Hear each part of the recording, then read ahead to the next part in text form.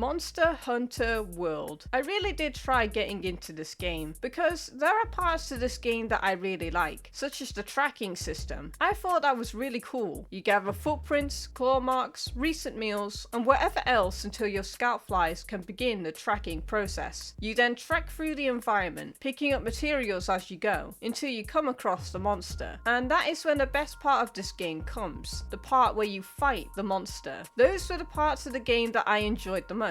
However, what I did not enjoy was the map. If you've played this game, then you have to admit it. The map in this game is confusing as hell. There are multiple layers to it, and the game does not tell you if what you are looking for is on one layer or not. So you will have to guess where it is each and every time. And don't get me started on the campsites. You see, in this game, you have to track down every single available campsite yourself. However, the game does not tell you where they are, so you will have to run around this massive ass map in order to find it. The worst part is that you can't even use that new campsite until you end a mission. Therefore, everything you did to get to the campsite was for nothing. I really hated that. I kind of wish that the scout flies would help you find the campsites as well, not just the monster and materials. If Capcom had done that, then I wouldn't have become so frustrated with this game. As for the story and missions, well, they can be a little bit of a mixed bag. At least that's how I feel about it. Although I do have to admit, I did not complete this game. Like I said, I tried to get into it, but the confusing nature of the game did not help in the slightest, especially when me and my friend were playing it. It felt like the game was fighting us at times, not allowing us to do missions together unless you do something specific. And while we did eventually get the hang of it, by then it was already too late. I had already made up my mind that I was not playing this game again. Also, Monster Hunter World made me miss Rise. Rise, a game which had its own problems, but at least Rise fixed the issues that I had with World, such as the map. Now, the map is simple to understand, allowing you to figure out where you needed to go. However, this did come at a cost. The tracking feature from World is no longer present in Rise. No longer do you need to find footprints, claw marks, and other materials in order to find your monster. The monster is always visible on the map, first as a question mark, but the second you get close enough, the monster will be revealed. Not just on one map, but every other map they can spawn on. So yeah, while one issue was fixed, another one was brought in. Well, it does depend on who you ask, as I didn't mind being able to see the monster at all. Anyway, that is my experience with World. If you enjoyed World, then all the power to you. But for me personally, I won't be touching that game again for a while now. Thank you so much for watching, and I'll see you guys next time.